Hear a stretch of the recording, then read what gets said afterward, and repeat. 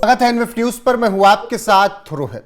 Middle east में जंग है और इसी बीच चाइना ताइवान पर चढ़ाई करने के लिए तैयार है और चाइना और ताइवान के बीच जो कुछ भी चल रहा है वो सामान्य नहीं है और अमेरिका के भी इसमें काफी कुछ लाभ हैं, इसीलिए अमेरिका भी नजरें गड़ाए हुए बैठा है। अब क्या कुछ चाइना ताइवान अमेरिका ये क्या तिकड़ी बन रही है, किसको क्या फायदा है और चाइना ताइवान पर क्यों एकदम तैयारी किए हुए अटैक के लिए, ये अगर कोई बहुत अच्छे से समझा सकता है तो कोई सेना का ही व्यक्ति, डिफेंस का ही व्यक्ति समझा सकता है। तो मेरे साथ इस वक्त ब्रिगेडियर सत्यपाल दहिया जी मौजूद हैं, उनसे ही समझने की कोशिश करेंगे इस पूरे मामले को। बहुत बहुत स्वागत सर आपका एनवीएफ न्यूज पर। नमस्कार रोहित जी। सर, ताइवान के आसपास लगातार क्राफ्ट दिख रहे हैं, जहाज दिख रहे हैं चाइना के, चल क्या रहा है?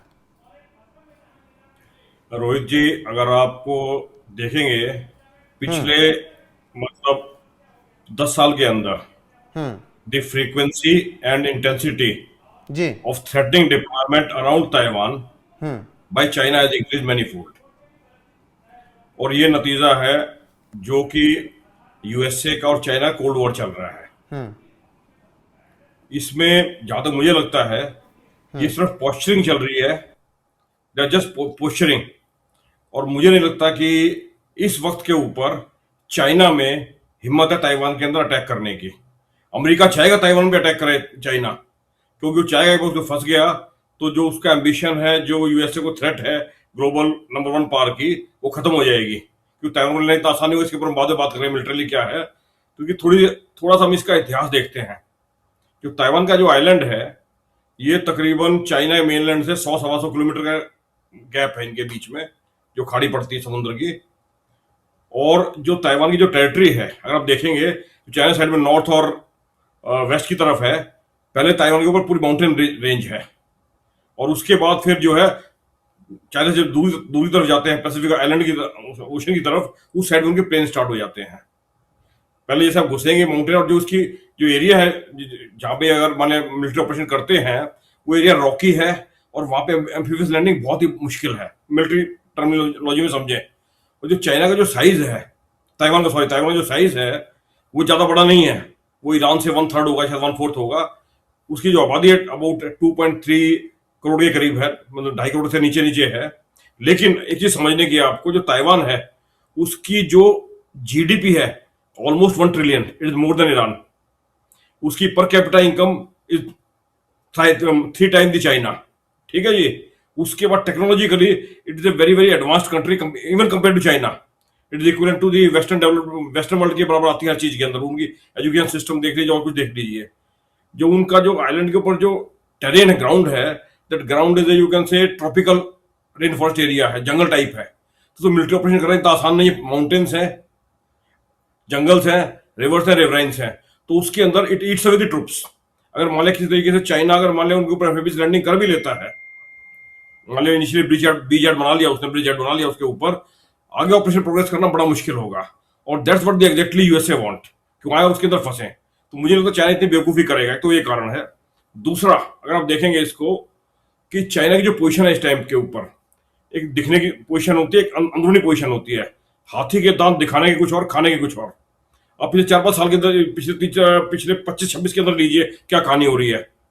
25 के अंदर ईरान को पहली बार लड़ाई में, इसराइल और ईरान की लड़ाई में अमेरिका नहीं आया था।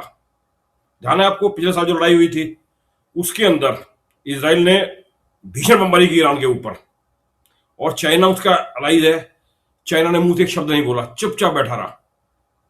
ठीक है, कोई सपोर्ट नहीं कर पाया उसको चाहते हुए भी। उसके बाद वेनेजुएला में चलिए, नेक्स्ट एक्शन क्या हुआ वेनेजुएला के अंदर। इनके foreign minister was in Venezuela, उनकी कैपिटल के अंदर थे। उसके हाथ मिला, खाना खा के 2 घंटे बाद अमेरिका वाले गए और वहां से मुद्रों को उठा के लिए आए। चाइना ने चूं तक नहीं किया। ठीक, उसके बाद अभी जो लड़ाई हो रही है ईरान के साथ, जो युद्ध हो रहा है जिसमें अमेरिका और इजराइल एक तरफ है, ईरान दूसरी तरफ है, इतने बमबारी की कुछ किया, चाइना ने खुल के कुछ नहीं बोला है। और कल ही बात है शायद, वो शिप पकड़ा गया है जिसके एक तरफ तो शी जिनपिंग कह रहे हैं हम जो है ईरान को कोई मदद नहीं करेंगे हथियारों के तौर पे, सामरिक तौर पे, लेकिन जो उनका शिप पकड़ा गया है उसके अंदर एक्सप्लोजिव वाला केमिकल भरा हुआ था, सोडियम परकुलेटर, जिससे बारूद बनता है, जिसको कि अमेरिका ने पकड़ लिया है, अमेरिका ने उसको फायरिंग किया उसके ऊपर, चाइना ने चूं तक नहीं किया है। ठीक है, इस सब के पीछे कारण है, अगर आप देखेंगे तो चाइना की जो है इकोनॉमिक जो कंडीशन है पिछले 4-5 साल में बहुत डाउन हुई है। अगर आप उसे चाइना की रिपोर्ट के हिसाब से बता रहा हूं मैं आपको, अगर आप उसकी इकोनॉमी को देखेंगे तो 1910 के अंदर चाइना की इकोनॉमी यूएसए की 40% थी। अगर यूएसए की इकोनॉमी 100 ट्रिलियन थी तो उनकी 40 ट्रिलियन थी। That is rough estimate. 2021 में बढ़ते बढ़ते 11 साल के अंदर 75% हो गई थी, और 21 के बाद आज 26 आते आते वापस 65% पे आ गई है। तो रिलेटिवली चाइनीज इकोनॉमी तो डिक्लाइन। उनके जितने हथियार हैं उन्होंने दिखाने के लिए दुनिया में हमने हथियार बना दिया, मिसाइल बना दिया। अगर आप रिपोर्ट पढ़ रहे हैं उनकी मिसाइलों में पानी भरा मिला है। उन्होंने अपने 60 से 70 top level general, lieutenant general rank के ऑफिसर को सैक किया उन्होंने। उनका जो साइंटिस्ट था जिसने कि ये JF-21 जो इनका स्ट्राइक एयरक्राफ्ट बताते हैं, जो कि अपना स्टेल्थ एयरक्राफ्ट है, जो कि F-35 के इक्विवेलेंट है, उसके जो प्रोग्रामर है, जो चीफ प्रोग्रामर था, ही हैज बीन किल्ड। कि भैया तूने गलत बनाया, उसमें 100 से ज्यादा एक्सीडेंट होकर मर चुके हैं। तो जो चाइना का इक्विपमेंट फुस दिखता है। फिर हमारा जो ऑप सिंदूर हुआ, ऑप सिंदूर के अंदर उन्होंने पाकिस्तान की खिलाफ बातों से मदद की, जो भी चाइनीज इक्विपमेंट है वो फेल हो गया। ईरान के अंदर चाइनीज इक्विपमेंट फेल हो रहा है। तो इन सब चीजों को देखते हुए नहीं लगता कि चाइना में इस टाइम आर्थिक तौर पे या मिलिट्री वो ताकत है। And we can't compare China, economically ठीक इस लेवल पे पहुंच चुका है वो, लेकिन militarily we can not compare USA and China together, because China और यूएसए में बहुत गैप है, आज के दिन में बहुत गैप है।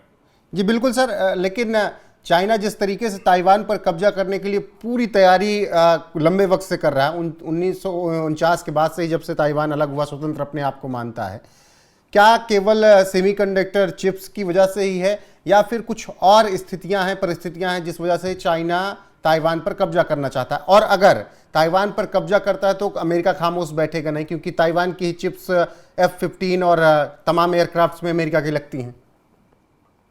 देखिए, आज के दिन में ताइवान जो है चाइना का one of the biggest trading partner है। लास्ट ईयर उनका तकरीबन 180 बिलियन का ट्रेड हुआ है, जिसमें से 105-6 बिलियन जो है ताइवान ने एक्सपोर्ट किए चिप्स वगैरह, और 75 बिलियन का इंपोर्ट किया है। But USA is larger partner. USA को तकरीबन 200 बिलियन का एक्सपोर्ट किया है, और तकरीबन 70-80 बिलियन का इंपोर्ट किया उन्होंने। तो यूएसए की जो पूरी चिप इंडस्ट्री है वो ताइवान के ऊपर डिपेंडेंट है। जो TSMC है वो ऑलमोस्ट यूएसए को 90% चिप वहां से सप्लाई हो रही है। ठीक है, और यही कारण है कि चाइना इस पे कब्जा करना चाहता है, क्योंकि चिप की जो है अगर ये इनके कब्जे में आ जाती है तो दिस इज सिलिकॉन। दूसरा जो कारण है इनका अनफिनिश्ड एजेंडा ऑफ 1949, जो लड़ाई हुई थी, चांग काई शेक जो है 49 के अंदर 50 के अंदर मेनलैंड छोड़ के चाइना में आ गए थे। तो ये want to get its strategic थी कि हमने वापस अपने उसको मिला लिया है। It is more of a political nature of war, कि हमने अपने उस हिस्से को मिला लिया है।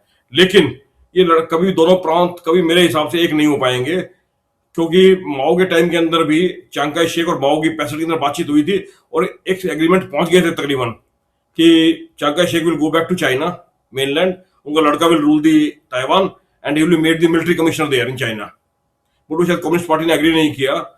तो कोशिश इनकी ये है, अब इसी एक चीज को समझिए आप, क्यों मिलाना चाहता है चाइना इसको अपने अंदर। चाइना के अंदर कौन सा रूल है? चाइना के अंदर रूल है कम्युनिज्म का। China is communist country. छोड़ के आज वियतनाम को सब कम्युनिस्ट कंट्रियां धैर्यशायी हो चुकी हैं। अब पॉलिटिकल एंगल पे समझिए इस चीज को। जो मुद्रों को उठा लेंगे यूएसए वाले, क्यूबा ने तौलिया फेंक दिया, हथियार डाल दिए हैं अमेरिका के सामने, अब टेबल पर बैठ के आमने सामने बातचीत कीजिए।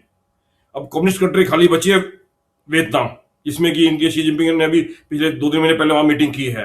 अगर ताइवान को नहीं ले पाते हैं वो, तो उनका जो कम्युनिज्म का वर्चस्व है, क्योंकि जो कोमिटांग बना था, जो ये ताइवान जो बना था चांग काई शेक के टाइम में, ROC Republic of China, it was made more of A capitalist country जो अगेंस्ट द कम्युनिज्म। अगर वो एग्जिस्ट होता है तो कम्युनिज्म की जड़ें हिल जाएंगी।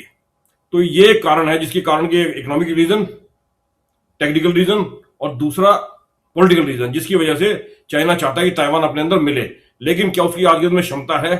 क्या उसके पास ताकत है? क्या उसके पास वो हेफ्ट है, वो कर पाएगा? That is $1 billion question. ठीक है सर, बहुत शुक्रिया आपका ये बातें समझाने के लिए। बहरहाल अब देखना होगा कि आगे क्या कुछ चाइना करता है, ताइवान क्या स्ट्रेटजी अपनाता है। आपने पूरी स्थितियां बहुत विस्तार से समझाई हैं, ऐसे में दर्शकों को निश्चित तौर पर ये बातें समझ में आ गई होंगी। आपकी क्या राय है कमेंट सेक्शन में जरूर बताएं। बने रहे हमारे साथ लगातार। नमस्कार।